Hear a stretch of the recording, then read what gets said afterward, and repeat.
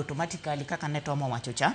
Ka wang'iyo for example, recently SHA noyiero jotelo miluongo ni County Operations Manager madhi rito 47 counties. Kawuono CS mar health iluongo ni Adan Duale. Adan Duale no ndiki jo Kenya ma Somali origin 12 out of the 47 people who were appointed. 12 of them gin jo Kenya ma Somali origin.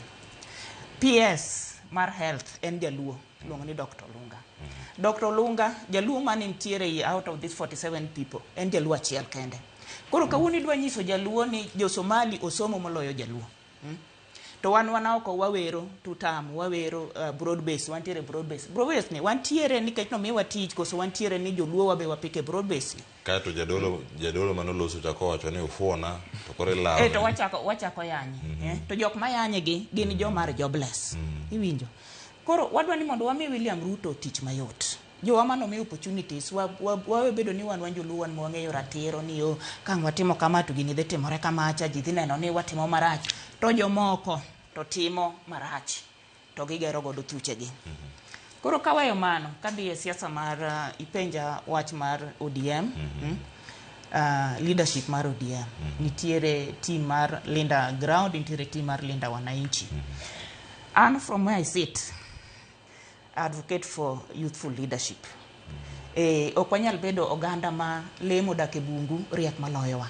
Nitiere le miluongo ni wolves, akeni wolves en ang'o gi dholuo. Wolves iluongo nang'o gi dholuo. Wabo manyan. Director manyan pita ma wuo. Wolves gi ineno ka giwuotho to jogi matek ma pod nigi nguvu ema bedo mbele. Jok mool lema wolves mool jodongo gi nyithindo bedo chien.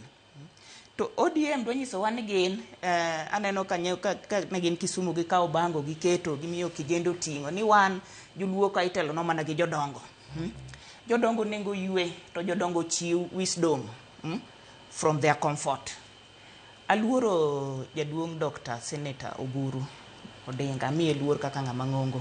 But kama osechope chande kawuono na expect mondo ne wuode mosiepna miluongo ni Elijah. Eka nitie mbele kacha kaka ODM party leader. Ndike choromo. Is about 40. Wuode maduong' chapani is about 50. Gin jomoromo leadership. Koro kawuono kiketo wuondi maduong' mool kacha. Jaduong' ting' moro nogore piny e podium. Tibiro blame nga. To ka udwa wacho ni leadership mar jomadongo maber. Nyisa countries mar led by 80 plus years old. Wachak gi Uganda bathe ka.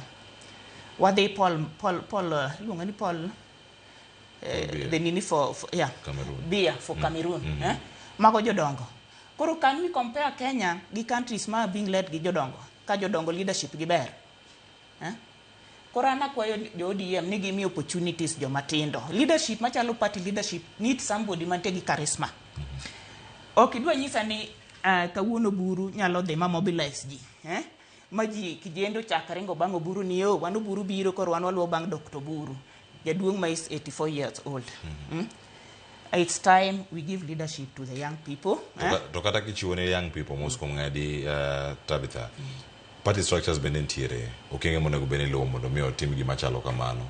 Bene kata jotelo matindo beno nego lu structures machalo kamago moket kod party koso onego dhi mana gi euphoria mano maniero kae kama wachomo mai gima piny dwaro mai kama onego beno bet.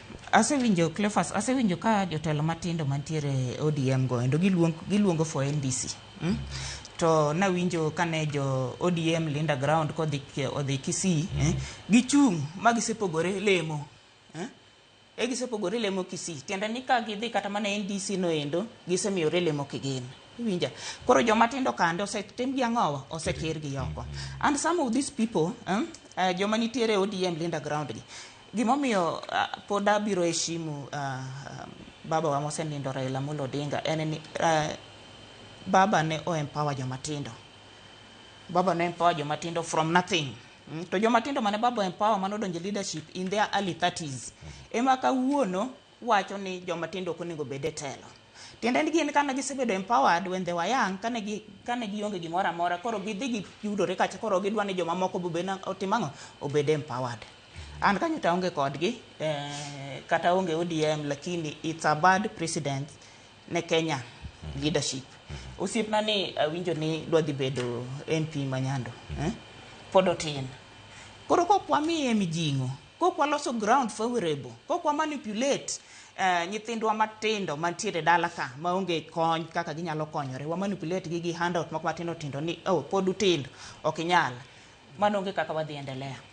An be aparo 2022 kana manyo piny nitie jokuodo mana chope jomoko kana ni pod itin, an ok atin, aromo, but gineni ni otin samoro ok ochwe samoro chal nade ineno, koro mano ok iromo telo. But countries ma being led gi wazee emariche mogik nikech jodongo gi gimoro manyien technology ma wantiere godo sani, technological advancement ma wan godo sani gionge godo. Piny move forward, wabedo digitized, ang'o miyo pod wadok e analog mar jodongo. Erokamano. Tom, antiere iri, intinene gi okang' ma. Okay, clear. Mondo mi ng'ato kik